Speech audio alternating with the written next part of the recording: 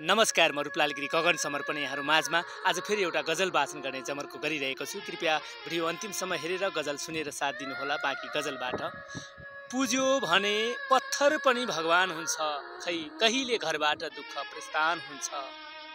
पुज्यो भने पत्थर पनि भगवान हुन्छ, खै कहिले घरबाट दुःख प्रस्थान हुन्छ। नही र मित्रहरूको कुरा काट्दै तिमी, नही र मित्रहरूको कुरा काट्दै तिमी, कुराको पनि खुट्टा हुन्छ, कान हुन्छ। इमान्दार बनेर सत्य बोलेर के गर्छौ, इमान्दार बनेर सत्य बोलेर के गर्छौ। हेर यहाँ नराम्रोको मात्र बखान हुन्छ, सत्य पराजय हुन्छ, यो कलियुग हो। सत्य पराजय हुन्छ, यो कलियुग हो। जो ढाँट्छ छल्छ उनै महान हुन्छ।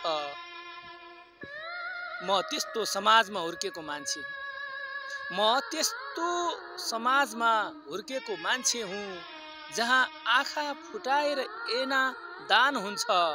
श्रीमती पाएपछि बा आमा बिर्सनेहरू, श्रीमती पाएपछि बा आमा बिर्सनेहरू, सुन भोलि पनि तिम्रो सन्तान हुन्छ।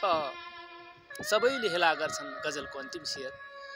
पुज्यो भने पत्थर पनि भगवान हुन्छ, खै कहिले घरबाट दुःख प्रस्थान हुन्छ। सबैले हेला गर्छन् के गुनासो गर्नु मैले, सबैले हेला गर्छन् के गुनासो गर्नु मैले। आफ्नै छोराबाट नि कहाँ सम्मान हुन्छ। पुज्यो भने पत्थर पनि भगवान हुन्छ, खै कहिले घरबाट दुःख प्रस्थान हुन्छ, खै कहिले घरबाट दुःख प्रस्थान हुन्छ। अनमोल आँसु घायल मन बैतडी पुर्चौडीका मित्रको गजलमा मैले आवाज दिएको थिएँ। अनमोल आँसु घायल निकै सुन्दर गजल, उहाँको गजललाई मैले सामाजिक सञ्जालबाट साभार गरी उक्त गजल वाचन गरेको हुँ।